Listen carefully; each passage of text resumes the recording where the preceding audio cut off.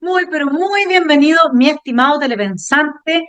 En la columna de hoy quiero aportarle una serie de momentos que se dan en distintos análisis, una entrevista, dos entrevistas en realidad, y un comentario de Tomás Moschetti para que entendamos qué es lo que es esta derecha antidemocrática, una derecha que da vergüenza, y que en este caso yo, a propósito de una entrevista que le hacen Connie Stipicic y Juan Manuel Astorga a Diego Schalper en Radio Infinita, traigo a partir de, digamos, la exposición que él hace de sus ideas y de su postura, que es la que tendríamos que entender, dado que él es uno de los voceros de la candidatura de Evelyn Matei, comparte una parte importante de la derecha, digamos, que hoy día ya no es una derecha tradicional, no es una derecha de centro, es una derecha que parece tener una vocación antidemocrática, una derecha que es más bien una transderecha. ¿A qué me refiero con transderecha? Ese es un término acuñado por Juan Antonio Ursúa, secretario general del Partido Nacional Libertario, alias El Momio. Me refiero a una derecha que se autopercibe como derecha, pero que hace mucho rato no representa a nadie que sea de derecha. Bueno, volvamos a nuestra pregunta. ¿Qué es lo que da vergüenza ajena en el caso de Chile Vamos y que encarna Diego Schalper en esta entrevista que da a Radio Infinita? Para responder, demos una definición básica de la inteligencia artificial respecto de qué es lo que es la vergüenza. Entendemos por vergüenza ajena la vivencia de pudor, incomodidad o rechazo que sentimos en primera persona ante la acción de una tercera persona que esta acción nos parece embarazosa, ridícula o patética. En mi caso yo diría que es como patética la palabra que más me resonaba mientras oía a Diego Schalper en su análisis.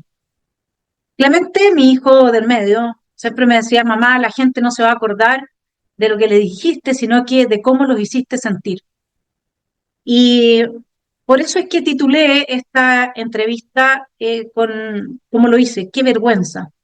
Porque podría haber puesto la transderecha o podría haber puesto la derecha antidemocrática, volver al mamarracho o cualquier cosa de esa índole, más académica, más teórica, más conceptual.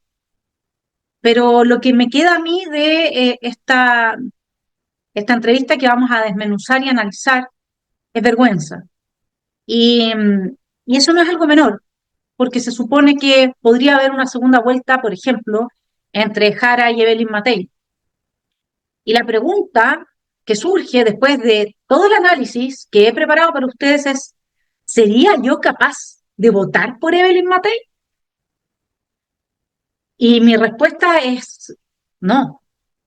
Bueno, vamos paso a paso. Entonces, dijimos que una derecha antidemocrática, dijimos una transderecha porque se autopercibe como tal, pero en realidad no lo es. Además, tenemos que hablar acá de que estamos frente a una derecha que es parte de la casta política, es decir, casta es una clase de personas que comparten los mismos intereses. Cuando están todos metidos en el caso Sorquimich, todos metidos con Hermosilla, todos metidos en todos los chanchullos, bueno, claramente hay intereses que se comparten, ¿verdad? Ahora, lo más importante acá, ¿quiénes serían los miembros de la casta? Empresarios, políticos, burócratas, periodistas de medios de prensa, intelectuales gramscianos en general. Y el punto clave es que comencemos entendiendo por qué hablamos de una derecha de vocación antidemocrática.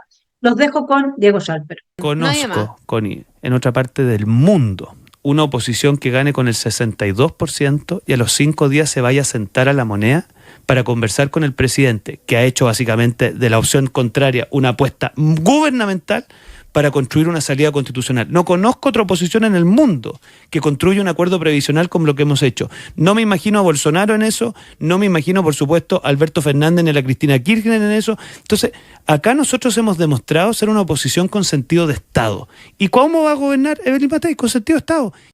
Usted lo oyó bien.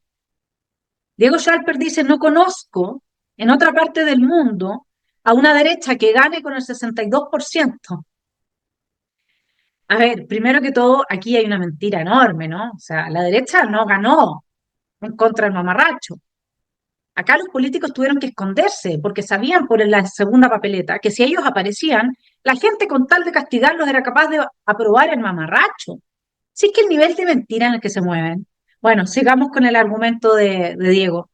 No conozco entonces en otra parte del mundo una oposición que gane con el 62% y el otro día se vaya al otro día, se vaya o a los 5 días a sentar a la moneda para conversar con el presidente que ha hecho de la opción contraria una apuesta gubernamental para construir una salida constitucional. No conozco otra oposición en el mundo que haya pactado un acuerdo previsional como el que hemos hecho. ¿Sabe qué es lo que a mí me pasa con esto?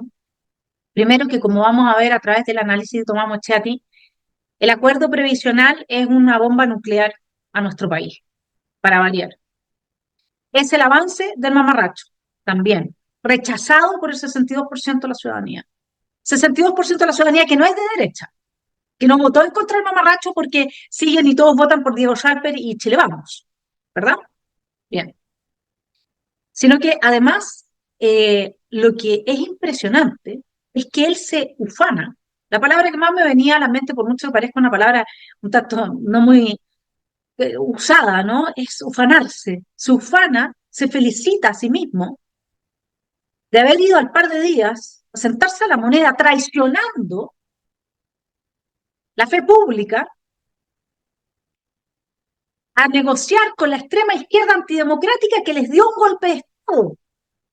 Y él eso lo encuentra maravilloso. Y no solamente eso, sino que la reforma a pensiones que vamos a analizar también lo encuentra maravilloso. Entonces es preocupante, pues, mi estimado telepensador, realmente es tremendo. A ver, ¿por qué no hay otra derecha en el mundo que diga de sí misma algo como lo que está diciendo Diego Schalper en representación de los genuflexos de Chile Vamos ante la extrema izquierda totalitaria, antidemocrática y violenta? Primero, porque la democracia supone partidos políticos con valores, visiones de mundo e intereses que están en pugna. Si no, tengamos un totalitarismo con un partido único, pues. Sé que la casta está funcionando así. La derecha en Chile se ha autopercibe derecha, pero en realidad lo único que la distingue mínimamente de la extrema izquierda es que no tiene a la calle para mandarlos a quemar el país cuando las cosas no son como les gusta. Esa es la única diferencia hoy día entre la izquierda y extrema izquierda y la derecha de Chile Vamos. Y no me venga con que el tema de los empresarios, porque los empresarios apoyan a todos. El acuerdo que hizo el señor Boric con el señor Ponce Lerú, digamos, no deja lugar a dudas en él, ¿verdad? O sea, cuando aquí se dice que la derecha representa los intereses de los empresarios, por favor, parémosla. Si la SOFOPA es la que está promoviendo el wokismo en la Agenda 2030 en Chile. Y eso es de extrema izquierda. Ni siquiera están promoviendo la socialdemocracia y el bien común y ciertos derechos sociales básicos elementales a través de sistemas subsidiarios o lo que sea. No. Acá se promueve la ideología de género, literal. ¿Sí?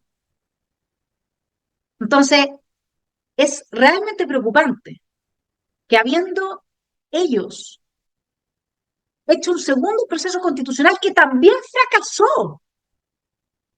O sea, ¿qué piensa la persona que está oyendo a Diego Schalper? ¿Qué piensan esos dos periodistas que están ahí? Fracasaron los dos procesos. La casta política en Chile es un fracaso de la A a la Z. Pero él todavía siente que lo hicieron fantástico, regio estupendo, lindo Polle. Violaron el artículo 5 de la Constitución que establece que la soberanía reside esencialmente en la nación. Su ejercicio se realiza por el pueblo a través del plebiscito y de elecciones periódicas, y también por las autoridades que esta Constitución establece. Ningún sector del pueblo ni individuo alguno puede atribuirse el ejercicio de la soberanía. Y eso fue lo que hicieron estos señores de Chile Vamos, que se fueron a sentar con la izquierda antidemocrática y nos metieron en un segundo proceso constituyente violando el artículo 142, que establecía que si la cuestión planteada al electorado en el plebiscito ratificatorio fuese rechazada, continuará vigente la presente constitución. ¿Se entiende? Entonces, en esta entrevista que le hacen a Diego Schalper, él está permanentemente defendiendo el hecho de que se requería de unanimidad para avanzar en las conclusiones de la Comisión para la Paz y el Entendimiento. Y él critica que hayan violado sus propias reglas, pero él no violó sus propias reglas cuando violaron el artículo 142, ¿verdad? Ahí no. ¿Y saben por qué aquí sí se viola y allá no? Porque Diego Schalper le está hablando al electorado de derecha de la 9ª región, que es el más de derecha de todo el país. Y es un cálculo electoral. Por eso está defendiendo la posición de quien representaba a las víctimas del terrorismo, del etnoterrorismo del sur. ¿Sí? Increíble que no tenga ningún problema de conciencia con haber violado la fe pública, ni el más mínimo respeto por el veredicto soberano de el plebiscito de salida del primer proceso del mamarracho.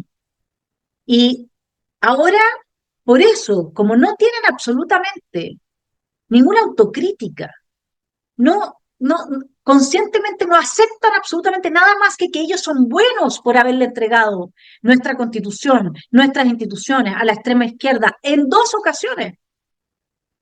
Entonces, claro, ¿qué problema van a tener con estar avanzando en el Congreso el mamarracho que la ciudadanía rechazó con la ideología de género, la permisología y cuantas otras cosas más, como se da en el caso de la Comisión para la Paz y el Entendimiento y su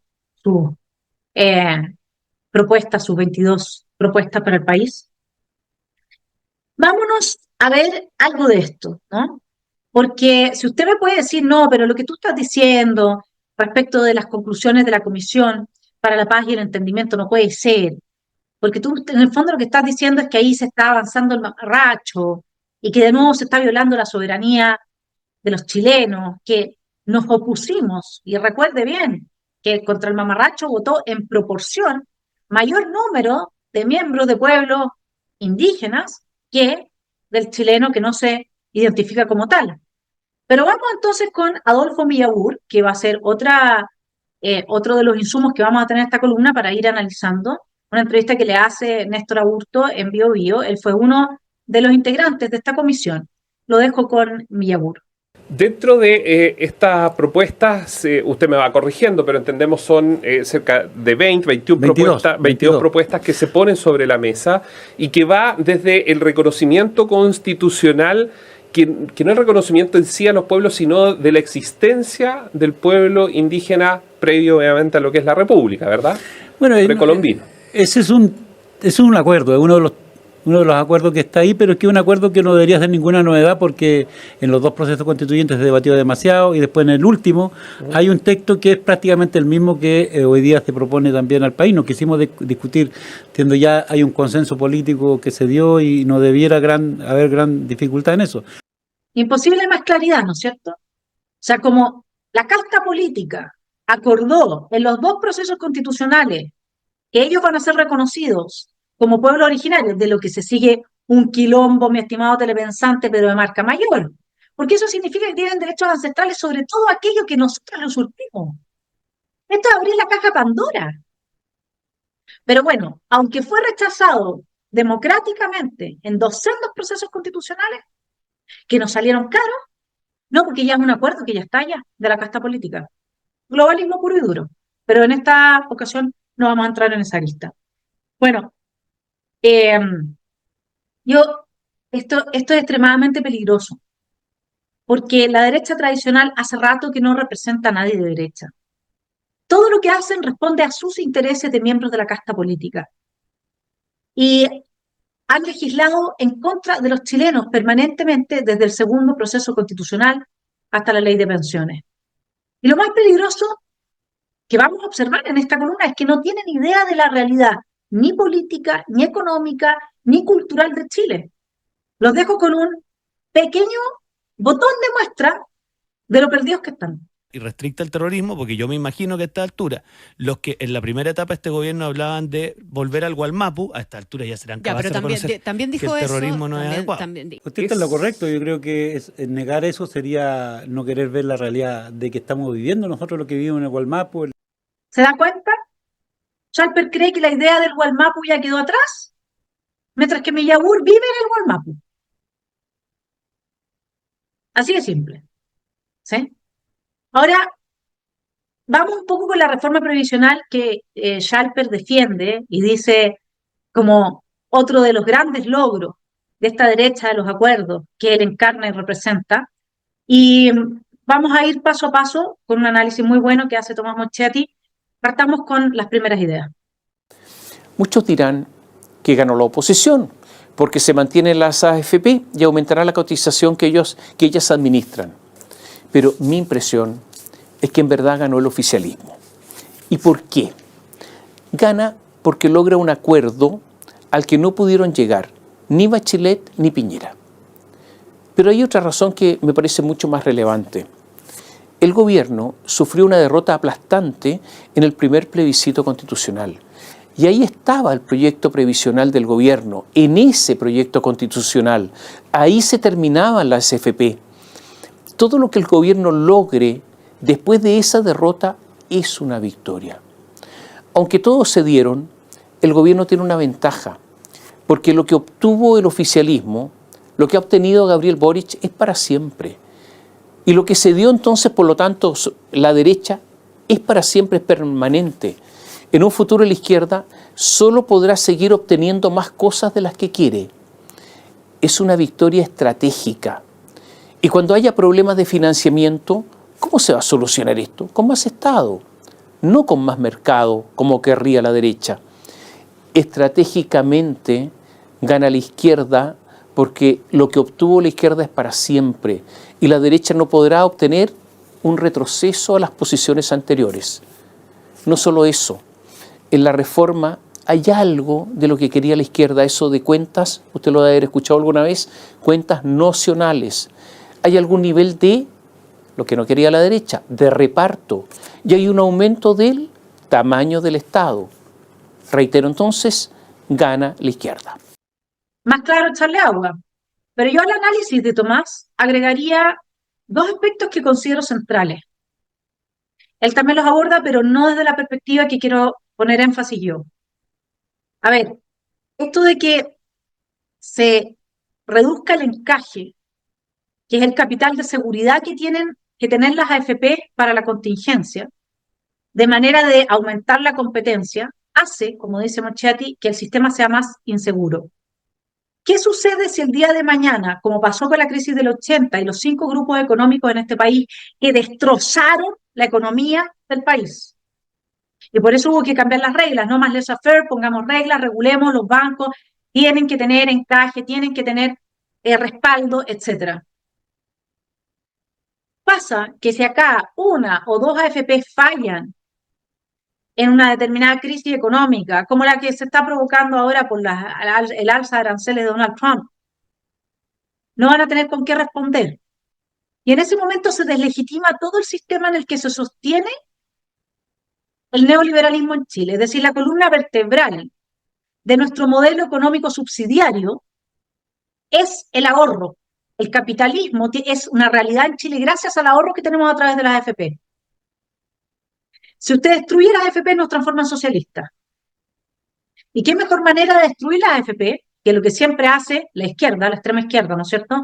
Toma un botón de muestra de, no sé, la violencia que hay hacia la mujer en determinadas ocasiones, habla de femicidio, inventa todo un lenguaje nuevo, establece una legislación ad hoc a ese lenguaje nuevo, que lo que termina haciendo es tensionar los antagonismos entre hombres y mujeres para disolver las confianzas interpersonales y poder gobernar más fácilmente a individuos absolutamente atomizados, destruir la sociedad. Siempre la izquierda hace eso. El ejemplo del empresario que es explotadora, ese es el que toman para hablar de todos los empresarios y hablar mal del capitalismo. La AFP, que vaya a entrar en crisis va a servirle a la izquierda para deslegitimar el modelo en toda la población. Y tienen a su servicio a los medios de prensa tradicionales para hacer eso. ¿Qué tal? Y además es funcional a la Agenda 2030, que tenía su realización en el primer y segundo proyecto de nueva Constitución en Chile, globalismo puro y duro. Aquí hay que destruir el sistema de capitalización individual para que se nos pueda imponer el nuevo orden mundial. Dejémoslo ahí, yo siempre voy a hacer ese pimponeo, porque cuando el mismo Moschetti dice que esta reforma de pensiones va en la línea de lo que esperaba lograrse con el mamarracho, eso es lo que está planteando. Que acá se sigue avanzando un proyecto que es el resultado de la colaboración entre la Convención Constitucional y la ONU. Lo hemos tratado en diversas columnas anteriormente. Bien, entonces ahí se abre un flanco en el sistema de AFP que va a ser muy beneficioso para la extrema izquierda. Un golpe con un par de AFPs que no funcionen, listo, enterramos, tumba al neoliberalismo. Así es como la derecha le está poniendo benzina a la retroexcavadora, pues. Ahora vámonos al otro aspecto. Esto es una derrota política electoral mayor, porque efectivamente se va a traducir en un alza de pensiones ya para cierta gente.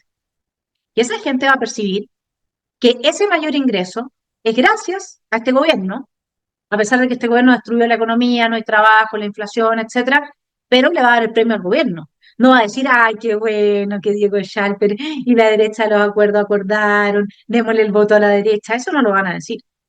Esta es una victoria para el gobierno. Esos son votos que van directamente a sumarse al 30% con el que cuenta siempre, de forma fija, la opción política de la izquierda antidemocrática en nuestro país. Además, se va a producir una profundización mayor de la crisis económica, producto del desempleo que va a generar esta reforma, ayudando, por supuesto, a los propósitos de desmantelamiento del capitalismo en nuestro país, que es el objetivo número 1 planteado por el gobierno de Gabriel Boric. Vamos con Tomás Moschetti. Naturalmente que todo esto tendrá efectos en el empleo, porque será más caro contratar y aumentan las ventajas para el empleo informal, ese que nada cotiza. Mario Marcel ha calculado que la destrucción de empleo será de 100.000 puestos de trabajo, lo que podría ser una cifra conservadora. Hay otros cálculos que indican que podría ser entre 185.000 y 500.000 puestos de trabajo.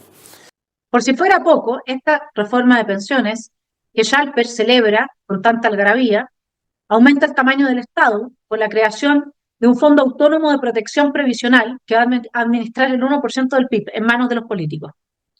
Y este préstamo va a ser, y el préstamo que se toma de los trabajadores va a ser administrado por el Instituto de Previsión Social, más grande del Estado todavía, imagínense.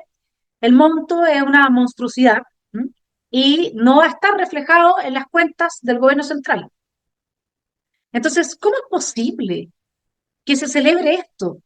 Más corrupción, más opacidad, menos transparencia. ¿Caja para la política? Es tan cuantioso el préstamo que obligatoriamente deberán hacer los trabajadores al Estado, que se tomó la decisión, escuche bien, que no esté reflejado en las cuentas del gobierno central. No se va a registrar ahí.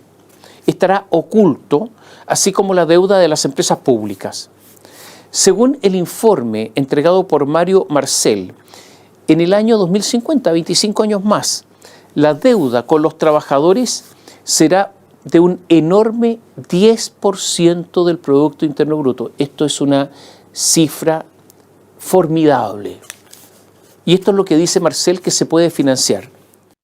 La reforma no está financiada, como bien nos dice Tomás, y con el tamaño del Estado que tenemos, este es un disparo en el pie, en los dos pies, digamos, a quemarropa, al aparato productivo chileno, que va a tener que financiar vía reforma tributaria el encarecimiento del costo fijo del Estado de Chile y su más de 1 millón de funcionarios públicos. ¿Está financiada esta reforma? No está financiada. Desde ya, el costo en régimen del préstamo obligatorio es de 1,7 puntos del PIB, una enormidad. Como el Estado se acerca además al 1 millón de empleados, el Estado va a tener que pagar el aumento de la cotización de estos empleados, lo que obliga a un gasto adicional del Estado en sus empleados de miles de millones de dólares. Hay que recordar que que desde que comenzó este gobierno en marzo de 2022, los funcionarios públicos han aumentado en 100.000. Usted no se preocupe porque siempre vamos a tener a Chile, vamos, disponible para dinamitar los intereses de Chile y ponerle benzina, o sea, la retroexcavadora que cava la tumba del neoliberalismo en nuestro país. Diego Schalper se lo asegura. Diputado, en conversaciones que hemos tenido a lo largo de ya algunos años, ¿verdad? Usted ha sido siempre un defensor de los acuerdos. Lo he intentado. A veces con más éxito y otras con menos éxito. Probablemente lo que tenemos más fresco en la memoria es el éxito de esa política de acuerdo por la reforma tributaria. Perdón, por la reforma de pensiones. Previsional, sí. Fue un hito y fue destacado y nosotros lo destacamos. ¿Usted se acuerda que yo en este programa dije que eso iba a ver la luz? Me acuerdo perfecto y es lo que tengo más fresco en la memoria de su bajada respecto al tema de los acuerdos. En la entrevista que estamos citando, Schalper dijo, yo les dije que el acuerdo iba sí o sí. ¿Por qué cree usted que es eso? Está liquidando la independencia económica de Chile. Le pusieron una bomba de tiempo al sistema de pensiones, aumentaron drásticamente el tamaño del Estado, atentaron contra el derecho a la propiedad, nos endeudaron sin que tengamos ninguna posibilidad de que se nos devuelva ese dinero, le regalaron un bolsón de votos a la extrema izquierda, todo además en contra del veredicto ciudadano que se manifestó diciendo, es que sí es mi platita. Pero fíjense que para la derecha no es tu platita tampoco. ¿Cuál es la diferencia entonces con esta extrema izquierda? ¿Mm? No les importa un cuesco representar a nadie más que a sí mismo y los intereses de los empresarios que son tan miopes e ingenuos como sus amigos de la transderecha. La ministra Jara dijo además que el gobierno quiere eliminar la CFP y que si ahora la reforma no se están eliminando, sino que se está entregando más plata a la AFP, dijo que eso solo se debe a que no tienen mayoría parlamentaria. Por lo tanto, cuando la tengan, las terminarán. Por su parte, uno de los negociadores de la derecha, que es el senador y presidente de Renovación Nacional, Rodrigo Galilea, dijo que hay que dar vuelta, o con esto van a dar vuelta a la página, respecto a la legitimidad del sistema de pensiones y que esto va a traer efectos positivos. Yo diría que la ingenuidad del senador Galilea a estas alturas es notable. Mientras la ministra Janet Jara, militante del Partido Comunista, dice que cuando tenga mayoría terminan con todo, él dice que con este acuerdo van a tener estabilidad hacia el futuro. Querían que se terminara con esto, que ya no siguieran adelante pidiendo más. Qué increíble el buenismo, cómo se transforma en tontera. Realmente, en incapacidad para pensar. Y entonces, en consecuencia, si seguimos a Hannah Arendt en la agencia del mal banal, si es que aquí no hay un mal decidido y radical, que sé que hay una parte que también lo tiene, pero por otra parte, aquí hay un mal banal que es, o sea, después de oír a Tomás el análisis que hace, a mí nadie me puede decir que que la reforma de pensiones se puede celebrar. Nos vamos. Como decía Gloria Navellán en el programa pasado, pero por otro motivo, lo de la comisión que íbamos a ir allá, al carajo con esto. Pero Schalper lo celebra. Y aplauso de foca le hacen Astorga y Stipicic. Increíble. No solamente son ingenuos y antidemocráticos, están totalmente fuera de la realidad. Los dos proyectos, me refiero a la propuesta de la Comisión para la Paz y el Entendimiento, y la reforma de pensiones hoy día no se puede financiar. Pero ¿por qué se pide que los trabajadores, usted que trabaja, que tiene un sueldo, ¿por qué le pide a usted el Estado un préstamo obligatorio? Por una razón muy simple, porque hoy el Estado no tiene plata y por eso le pide a usted plata prestada. Pero entonces usted se preguntará, ¿y por qué no se endeuda con el sistema financiero, con el sistema internacional? ¿Por qué le tiene que pedir la plata a los trabajadores? Porque Chile está en el límite de deuda aceptable. Un ejemplo, hace poco, ahora recién, emitimos bonos de deuda para financiar deuda que no podemos pagar. Estamos en una bicicleta, o sea, nos endeudamos para pagar la deuda que no podemos pagar. Ocurre que se emitieron bonos para pagar una deuda que tenía un interés del 3,5%. La nueva deuda tiene un interés de 5,57%. Usted se da cuenta cómo progresivamente nos endeudamos, pero nos endeudamos más caro. El próximo gobierno, escuche bien esto, tendrá vencimientos de deuda. El próximo gobierno va a ir del 2026 al 2030. Tendrá vencimientos de deuda por 50.000 millones de dólares. Usted comprenderá, esto es impagable. Los intereses de la deuda son además mayores a nuestro crecimiento. Nosotros tenemos un crecimiento en estos momentos del 2%, es nuestro crecimiento potencial. La deuda tiene un interés mayor, por lo tanto nos vamos a seguir endeudando. Ustedes saben que hace poco, del presupuesto para este año, hubo una negociación para disminuir ese presupuesto presentado por Mario Marcel en 600 millones de dólares. Y quedó la crujidera. ¿Dónde? En salud, en el Poder Judicial, en el Ministerio Público, en Carabineros, en la Policía de Investigaciones. Porque simplemente no hay plata. Bueno, fueron solo 600 millones de dólares. ¿Por qué digo solo? Porque si el próximo gobierno desea equilibrar las cuentas fiscales, debería hacer un ajuste de unos 8.000 a 10.000 millones de dólares. Y esto es imposible. Y esta es la herencia que está dejando Gabriel Boric junto a Mario Marcel. ¿Usted se da cuenta que estamos frente a una derecha que ya no suma ni resta? Que ya ni siquiera hace las planillas Excel de las que habla Schalper. ¿Y qué pasa con el otro mundo? Ese mundo de izquierda colectivista, radicalizado, violento, que siempre tiene la amenaza de que va a quemar el país, de que nos va a matar a todos, si es que no hacemos lo que ellos quieren.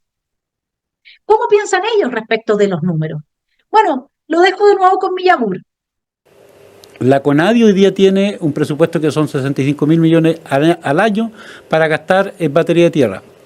Y tiene más de 1.500 comunidades en lista de espera. Si uno hace una suma rápida, ahí saca una cuenta bastante cercana sobre los 3.000 millones de dólares solamente si tuviéramos que resolver la lista de espera. La lista de espera.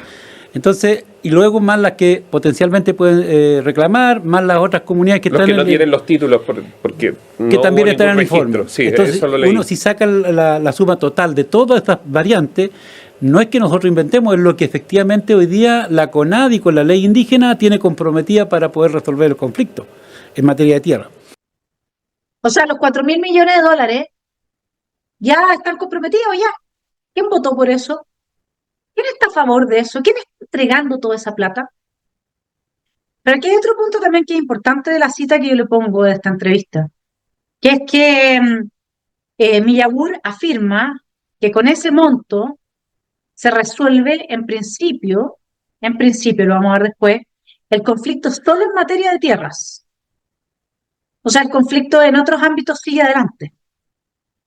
Bien, ahora, ¿cómo se va a implementar esta solución, el reparto de tierras a nivel masivo que se propone y que fue rechazado en el mamarracho? ¿Cómo lo van a implementar? ¿Qué es lo que van a hacer? Vamos con Miyagur.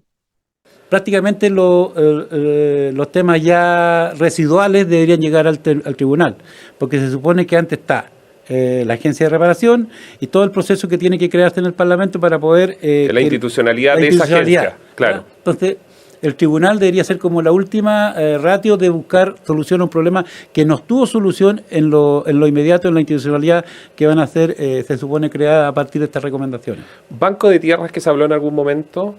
Adolfo. Es que la agencia va a tener esta batería. ¿Cuál sería el banco de tierra, entre comillas? Porque la gente se imagina una cosa del banco de tierra, una cuestión bien particular en función de las finanzas. En fondo, tener un registro de las ofertas de tierra que ya tiene la CONADI, que hoy día son alrededor de 54.000 hectáreas que ya la CONADI tiene hay particulares que le iban a ofrecer, pero no tiene la plata para comprar. Luego, las tierras que pudieran también disponer las forestales mediante venta, las tierras que tenga el Estado, y también las tierras que en un momento determinado, una vez que se promulgue la ley, habrá un espacio para que los particulares que quieran vender pongan a disposición para la venta con el Estado. Esos serían entre comillas, el banco de tierra que permitiría a la agencia de reparación para poder ofrecerle a las comunidades que estén reclamando derecho de reparación en materia de tierra. Insólito, pues tenemos agencia de reparación, banco de tierras y tribunal arbitral. Esto es lo mismo que la plurinacionalidad, los derechos colectivos de los pueblos indígenas, destrucción de la igualdad ante la ley, exacerbación radical del conflicto institucional del Gualmapu, como dice el mismo Villabur. Pero si no se toman medidas profundas, haciéndose cargo de la historia que tenemos nosotros los mapuches de atropello de nuestros derechos, de la realidad que estamos viviendo, y esperamos que cada vez que hay un incidente que son graves, que son desastrosos, que son lamentables, que son trágicos, para titulares en los medios de comunicación de la política, es porque estamos en un país que no tiene muy buen pronóstico de la solución del problema de nuestro territorio. Y habla de nuestro territorio, señor Villabur. Usted es chileno, esto es Chile, no es su territorio. ¿Se entiende? Usted es chileno, igual a mí. Usted no tiene un territorio particular suyo. A menos que se saque la mugre, lo pague y lo compre. Así debiera de ser. Porque el problema en nuestro país surge con la ley indígena, que justamente niega lo que yo le estoy diciendo. Es que usted y yo somos iguales. Nuestro territorio y él vive en el Gualmapu. En esos términos, llegan a un acuerdo los señores Alfredo Moreno y compañía. ¿Qué tal? Usted me dirá que ellos llegan a ese acuerdo porque con esto se acaba el problema y ya, punto final. Veamos qué dice Villabur. Resuelto ese punto, ¿se termina en sí el conflicto como lo conocemos? La propuesta que nosotros hacemos, y en la convicción que yo tengo, es un punto de partida, no de término, no de punto de llegada. Ya pues, entonces este es solo el punto de partida. Estamos con la violencia arriba de la mesa, como todo lo que se hace con esta extrema izquierda antidemocrática. El etnomarxismo también tiene su brazo armado para extorsionar. Como usted bien dice, según lo que comenta la gente de la CAM, de que es una farsa, eso se verá en el tiempo, porque si es una farsa es cuando no pase nada. Yo vengo genuinamente a apostar a que las cosas cambien y espero yo que esto no sea una farsa, porque está a cargo de la presidencia, hoy día lo entregamos, digamos, y también a cargo del Parlamento, a cargo esto nosotros lo pusimos a disposición del país. Si el país no aquilata, no entiende lo que nosotros proponemos, entonces tendrá razón la gente de la CAM. Así que si no les damos la razón, ellos van a seguir adelante con su guerra y la CAM tiene la razón. ¿Y quiénes son los que más han apoyado esta barbarie que se promueve en estos 22 puntos de casi consenso unánime, si no fuera porque hubo un valiente dispuesto a mandarlos a la punta del cerro? Atención, los que parecieran más rápidamente tirarle la cadena al acuerdo son precisamente los sectores de derecha, y a pesar de que quienes más lo han defendido son precisamente los integrantes de derecha de esa comisión, como Alfredo Moreno y la senadora Aravena, que si este acuerdo al que arriba la gran mayoría de los integrantes de la comisión fracasa por la posición que están asumiendo, ustedes tienen que asumir ese costo también. O sea, tengo claro que va a haber que dar muy buenas razones. O sea, este no es un fracaso del gobierno, es un fracaso de quienes finalmente lo están haciendo caer. Sí, lo que pasa es que probablemente la gran crítica que se está formulando, incluso dentro de la comisión, figuras cercanas a la derecha, no a la izquierda, es que pareciera que esto se convirtió en un tema de campaña y aquí lo que le interesa es infligirle una derrota al gobierno más que en el fondo preocuparse del tema de fondo. Mire, si hubiera...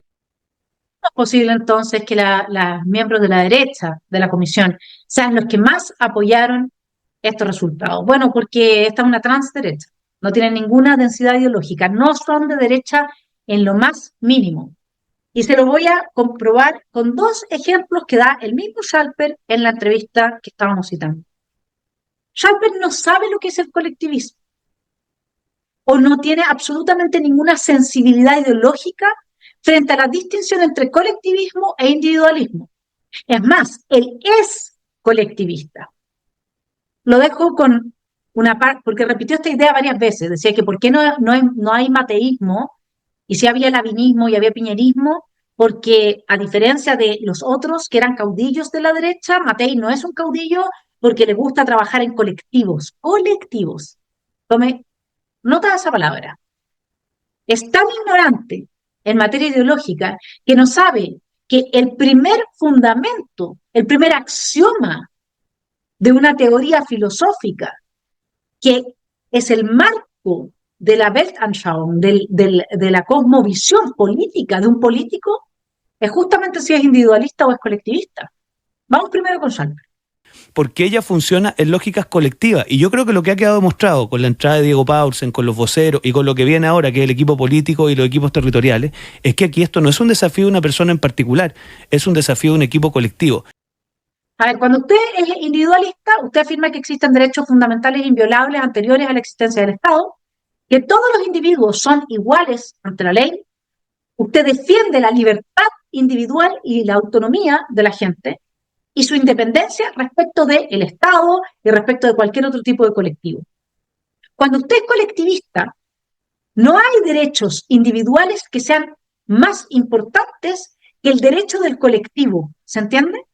Pero además, usted en vez de tener individuos que son únicos e irrepetibles porque cada cual desarrolla en el marco de la igualdad ante la ley y desde el respeto a los derechos fundamentales su propio tipo de vida, usted lo que tiene son estos rebaños de gente que repiten todos el mismo cántico, están colectivizados, así como está colectivizada la transderecha por esta cantata de los acuerdos. Eso es no hay nadie de la derecha que hable algo distinto, que tenemos que llegar a acuerdo, tenemos que llegar a acuerdo. Eso es el efecto de una colectivización a la que han sido expuestos. Es como cuando las feminazis dicen, el violador eres tú.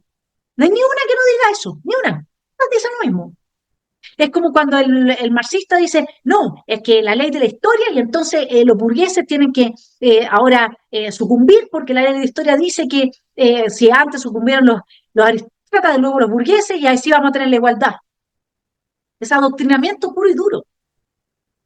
Entonces, ¿qué es lo que pasa? El individualismo, incluso los libertarios tienen al individualismo metodológico a la base de todo el desarrollo de su teoría. Los liberales son anteriores, los liberales clásicos, a los libertarios y también ponen el énfasis en el respeto al individuo frente a la tiranía del monarca.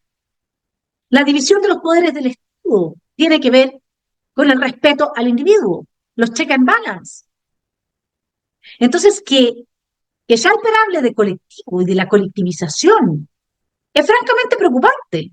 Pero usted me dirá, ya, pero Vanessa, estás haciendo una asociación, quizás él entiende por colectivo, puede entender comunidad, puede entender grupo de personas, puede entender otra cosa. No, pues, porque aquí le traigo el segundo video donde le demuestro que en realidad para Schalper no hay ningún problema con ser socialista. Y te lo digo los que celebramos el acuerdo constitucional. Había un puntito muy menor respecto a si hablábamos de soberanía nacional o soberanía popular. A mí, para serte franco, me pareció una cosa súper menor. Pero para uno de los integrantes en la mesa era extremadamente importante la diferencia. Mi estimado telepensante, ¿cómo no va a ser de primer orden en importancia distinguir entre nacional y popular en política? Pero si yo entiendo que otra persona no, pero el que está en política es realmente increíble. A ver, la soberanía nacional pone al pueblo como sujeto y protagonista de la patria, una patria que existe más allá del pueblo vivo en ese momento histórico, que tiene un pasado común y que tiene un futuro común, ¿sí? La noción de que los individuos de esta patria, de esta nación, tienen derechos iguales y que forman una comunidad nacional, no un colectivo. Y esa comunidad nacional se expresa a partir de la voluntad popular, ¿ya?, en las elecciones periódicas. ¿Qué pasa con el tema de la soberanía popular?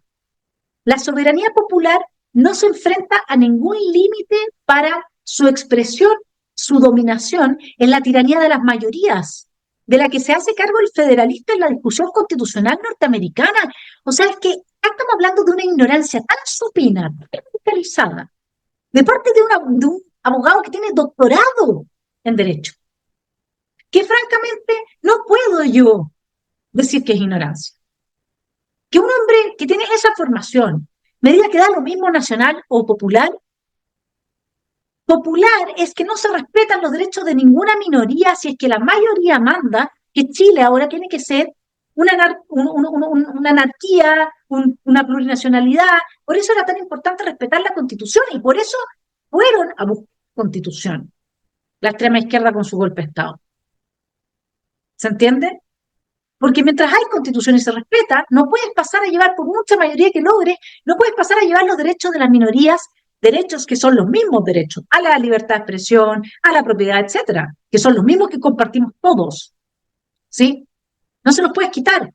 No puedes hacer lo que hicieron los nazis con los judíos, que es transformarlos en ciudadanos de segunda categoría, quitándole sus derechos fundamentales a la propiedad, por ejemplo, a la libertad, a la vida por el solo hecho de ser judío.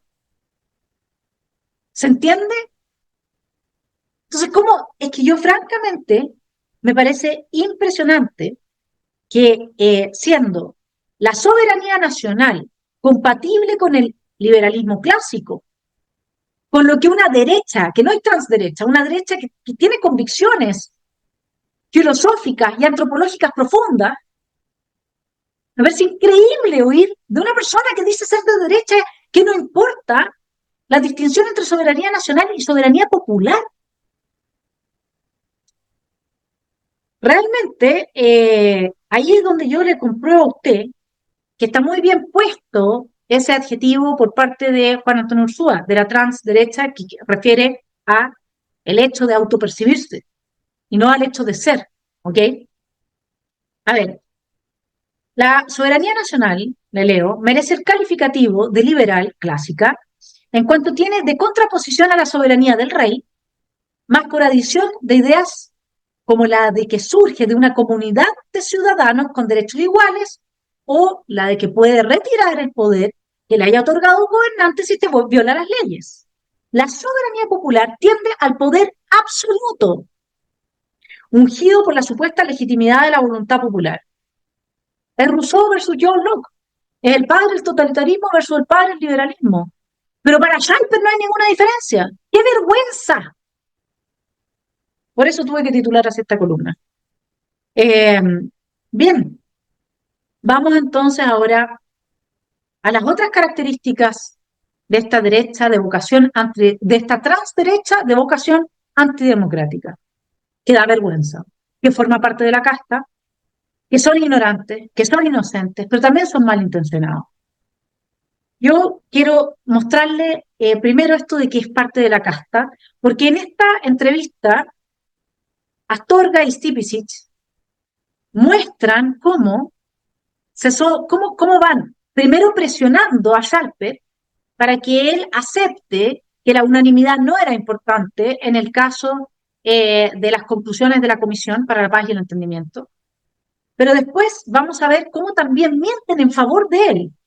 Vamos con lo primero, esto de la unanimidad.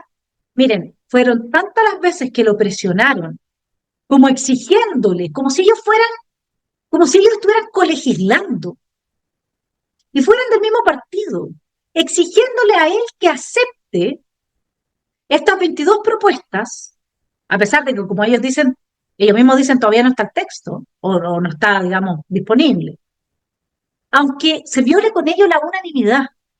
Scheiper obviamente que no puede hacer eso, no puede concederles el punto, porque si él les concede que la unanimidad no era importante, se va en contra de la persona que efectivamente se retiró, que es Navellán. ¿Y a quién representa esa persona? A la mayoría de la región de la Araucanía. Mapuches, que les llaman los yanaconas por colaborar con los colonizadores o descendientes colonizadores, los descendientes colonizadores y todos los que son víctimas del etnoterrorismo en el sur. Entonces él es tan inteligente que no les va a conceder eso. Porque si les concede el punto, nadie de la Araucanía votaría nunca más por una persona chilevana. Sino es porque él está defendiendo ahí, se juntan dos cosas, ¿no es cierto? Defiende un hecho real, que es que si tú te das reglas tienes que respetarlas. Pero como vimos con el 142, eso no corrió para ellos, ¿no es cierto? Por eso sé que es una hipocresía, que es un cálculo electoral. A él le da exactamente lo mismo, lo de la unanimidad. Pero él tiene que hablarle a ese electorado que si no lo pierde. Bueno, pero vamos con las presiones. Él no estaba de acuerdo, pero decir que no hay entendimiento solo porque una persona, por razones que además desconocemos, no decidió avanzar en ese punto, no significa que no haya un entendimiento. Significa cómo no hubo entendimiento. No por una persona no, que no hubo entendimiento. Lo que pasa, pues, a ver, si nosotros decimos aquí que para que haya entendimiento tenemos que estar de acuerdo los tres y estamos de acuerdo los dos. Estamos de acuerdo en el 99,9% de las cosas. Yo lo entiendo como un entendimiento. No. Y la pregunta ya, pero ustedes merecen la legitimidad de ese acuerdo porque hubo un punto en el que alguien no estuvo de acuerdo. Lo que pasa es que puede ser un error de punto de partida, un error estructural, no llegar a acuerdo en todo, salvo, o sea, es un punto en el que no se llegó a la unanimidad. Y si vamos a estar con unanimidad, ya, podemos hablar de las unanimidades como mecanismo fallido ya en muchas partes del mundo. Esta cuestión de que al final las cosas no terminan resultando porque no se logra la unanimidad, que en el fondo da poder de veto a cualquiera dentro de esta cuestión. La reforma de pensiones no fue unánime. Estamos aquí ante intelectuales gramscianos de un nivel más promedio, no son Mayol ni Peña, ¿no? Que operan desde los medios de comunicación, los vimos para el 18 de octubre, cómo transformaron a esa masa de indignados por los abusos en la posibilidad de cambio hacia una nueva constitución, cuando a ninguno de ellos nunca le interesó y cuando nunca estuvo dentro de las prioridades de los chilenos el cambio por una nueva constitución. Pero tipos intelectuales gramscianos como estos, de Gramsci me refiero, que son intelectuales orgánicos, que van haciendo un trabajo de batalla cultural, desde los medios de prensa, desde las universidades, las escuelas, etcétera, son los que van creando el ambiente para las transformaciones. ¿Se dan cuenta cómo presionan a Schalper? Lo presionan para que no tenga en consideración la importancia del voto en democracia. Claro, porque como ya se han pasado todo por el aro, y no les importa en lo más mínimo que les hayamos rechazado permanentemente toda la ideología de género, la permisología, la ideología climática, los derechos colectivos de los pueblos indígenas, etcétera, la plurinacionalidad, avanzan en eso, pero como vienen elecciones parlamentarias, no se puede jugar la carta de la unanimidad, pues. Tiene que al representante de las víctimas darle oxígeno. Increíble, ¿no? Bueno, ahora viene la mentira descarada en que aquí se ve cómo son casta política. ¿Por qué cree que, porque más allá de que no tengan en este caso ustedes en esta pasada la responsabilidad, porque ustedes insistieron en una primaria, efectivamente le ocurre eso? ¿Por qué cree que de repente la derecha tiene ese problema? ¿Cómo le conceden a Diego Schalper que no es culpa de ellos que no haya primarias en el sector? ¿No le conmueve a usted eso? Es que ellos tampoco saben, porque el periodista no tiene por finalidad estudiar la verdad, la realidad y dar cuenta de ello. No, ellos no saben que Johannes les dijo muchas veces que no habría primarias si apoyaban la reforma de pensiones, y ya vimos que tiene toda razón Johannes, ¿no? Johannes, para que no me reten. No, claro. Ellos no saben que Chile Vamos no le hizo nunca una propuesta al Partido Nacional Libertario ni a nadie para ir a primaria, hasta que no empezó a temblar porque las encuestas, mientras todavía daban cuenta de algo de la verdad, mostraron el crecimiento que yo creo que sigue así de Johannes y que hoy día están siendo manipuladas, porque es totalmente absurdo y ridículo que digan que hoy día José Antonio supera a Johannes, lo duplica, si la gente no es tan tonta. Y además el que en un momento decide votar por Johannes, no se decide al momento siguiente votar por José Antonio, no hay ninguna posibilidad. Ninguna posibilidad. Bueno, pero fíjese además que yo aquí le quiero mostrar lo hipócrita que es esta gente del progrerío de la casta política. Y la pregunta ya, es pero ustedes merecen la legitimidad de ese acuerdo porque hubo un punto en el que alguien no estuvo de acuerdo. Lo que pasa es que el que no está de acuerdo no es cualquier persona. Es aquel que representa a las víctimas que han sufrido atentados terroristas durante el último tiempo. Entonces yo ayer cuando peleaba con la Paulina Bodanovich, ella me decía es que las víctimas de los pueblos originarios, sí está bien, esas víctimas han sido reparadas por bastante rato por parte del Estado de Chile. Pero el punto de ese acuerdo no tiene que ver con la reparación, tiene que ver con las tierras. Pero tiene que ver, pues, Connie, con incorporar la mirada de alguien que está sentado ahí en cuanto representa a las víctimas del terrorismo. Entonces, es que no importa que el que quedó fuera o el que no quiso poner su voto para la unanimidad sea representante de las víctimas. En este caso, las únicas víctimas que importan son las que históricamente han sido víctimas y, como dice Schalper, han sido reparadas ad nauseam, porque esa es la verdad. de forma súper injusta, con la plata de todos los chilenos, que no tenemos ninguna responsabilidad de que ellos hayan querido venir a Chile y hayan exterminado los pueblos que estaban allí, porque de originarios no tienen nada, y una vez que hayan quedado ahí, haya llegado otro pueblo a hacerle la misma. El chileno de hoy no tiene absolutamente nada que ver con esa historia. No, pero Schalper sigue sobándole el lomo al votante de la 9ª región. Y pasamos de la manipulación a la mentira.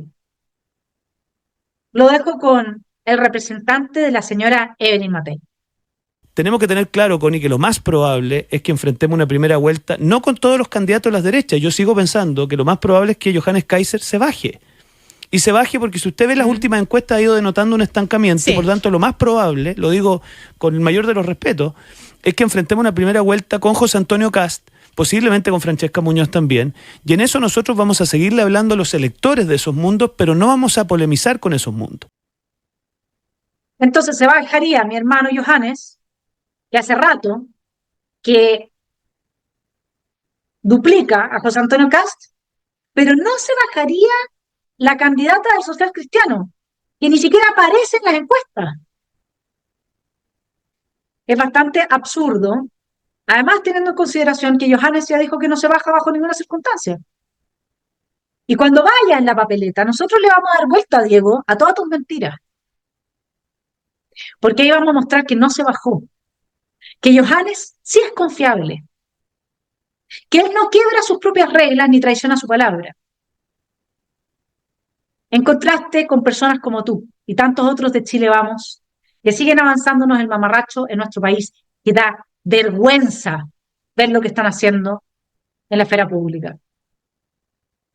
Bueno, pero la única pregunta objetiva del programa la hace Astorga en un determinado momento. La posibilidad que ha venido vaticinando además Pepe Out, de que hay una segunda vuelta entre Kast y Matei, es una posibilidad real. No, estoy pensando en la segunda vuelta. Perdón, es que no me. Es que, sí, voy a contestarte lo tuyo, pero déjame sí, hacer. pero usted le pregunto por pera y usted me responde por le respuesta de por auto. pera sa. Ahora voy a la pera, la pera madura. Si a segunda vuelta pasa Kast y no Evelyn Matei. No, yo ese escenario no lo veo. Mira, yo creo que si vamos en primera vuelta con Kast en la última presidencial. Bien. No, porque Matei tiene una gracia, que es que se perfila de manera muy nítida en los sectores de derecha. Mira. Claro, porque Astorga se hace cargo de la encuesta Criteria, que decía que sumados, José Antonio y Johannes le ganan a Evelyn Matei, y que esto ya pasó la vez anterior, ¿ah? Pero Schalper, así como se niega a ver que con su reforma de pensiones va a destruir el país, que con los resultados de la Comisión para el Entendimiento y la Paz y el Entendimiento van a destruir el país, así también se niega que si Kast se baja, Matei está perdida, porque Johannes no se va a bajar. Así que ni siquiera lo voy a mencionar como una posibilidad. Kast se puede bajar en el momento que se transparente la verdad, ¿sí? Porque como bien dice Nicolás Raín, que sabe bastante de cómo se mueven los ambientes en los mundos, desde las calles, desde ese tejido de ciudadanos a pie, no hay ninguna posibilidad de que las encuestas estén diciendo la verdad respecto de que Johannes se habría frenado o habría una baja en el apoyo a él. No hay ninguna posibilidad. Entonces, ¿cómo le responde Diego Schalper? Le dice que Matei tiene la gracia de que se perfila de manera muy nítida en los sectores de la derecha. ¿Qué significa que una persona que no logra convocar a un acuerdo ni siquiera a sus propios parlamentarios, que no tiene ningún liderazgo ni siquiera en su propio sector, que por eso no se puede hablar de mateísmo, porque no tiene una identidad, porque es transderecha, y porque tampoco tiene plata, porque el piñerismo arreglaba las cosas con plata, y el lavinismo lo arreglaba inicialmente con una propuesta que radicalizaba determinadas dinámicas neoliberales de solución a los problemas inmediatos de la gente. Yo entiendo neoliberal como algo positivo, no me lo tome aquí a mal. Al contrario, es eficiencia, eficacia en la inversión de los recursos, es tecnocracia, es la solución de los problemas, eso es lo que es. Menos Estado, sistema subsidiario, colaboración privado-pública, Estado de Derecho. Ya, entonces lo que pasa es que a Matei no le va a pasar que se le sumen los votos. Cuando se baje Kast, se le sumen a Johannes y Johannes le gane. Porque ella se perfila de forma nítida. ¿Ah? ¿Qué argumento es ese? ¿Por qué se lo dejan pasar estos dos periodistas progres? Porque son de la casta, pues. Porque se hacen como que estuvieran discutiendo. Una farsa. Como si uno fuera tan tonto realmente, ¿no? Ahora, veamos cuál es el plan de Schalper para seducir al votante de Johannes.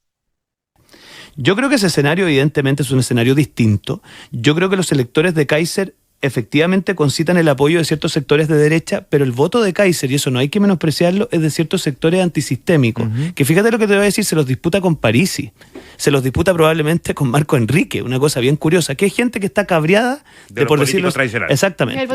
Y por lo tanto, si Kaiser se baja, ese elector es un elector bien impredecible.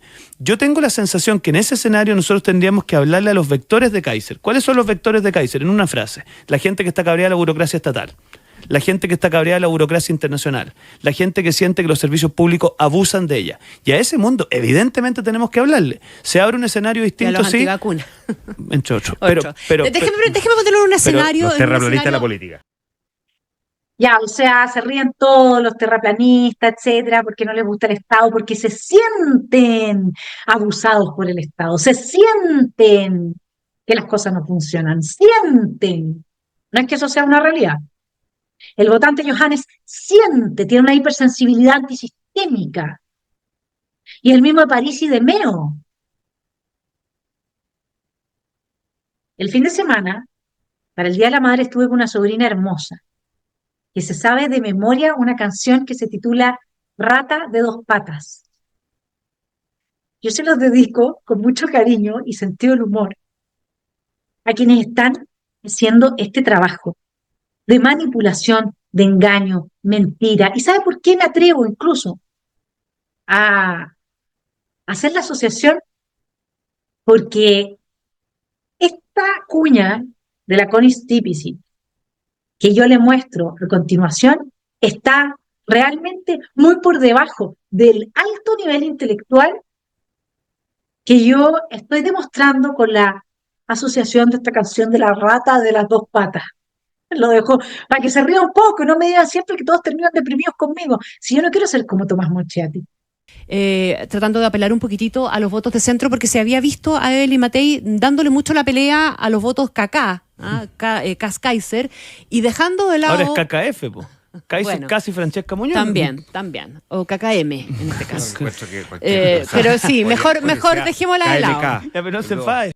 Y el colmo de los colmos, mi estimado telepensante, es que tenemos a Schalper haciendo una declaración que solamente comprueba el nivel de mentira al que están acostumbrados, manipulación,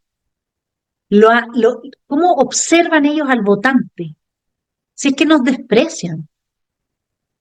Nos desprecian porque ese nivel de lograr mentir tanto y mostrando las contradicciones. Pero si estaba tratándonos el señor Astorga ante él de terraplanista, él de que tenemos sensación, los votantes de Johannes, de que las cosas no funcionan, que estamos siendo abusados por el Estado, que somos los que votamos por París y por Meo. Cuando el 72%, Diego Schalper, de la militancia del Partido Nacional Libertario nunca había militado antes. Ellos que nos impusieron una reforma de pensiones que va a dinamitar la columna vertebral del capitalismo en el país. Ellos que ahora están con esta comisión para la paz y el entendimiento, donde los resultados, quienes más lo apoyan son los miembros de la derecha de esa comisión.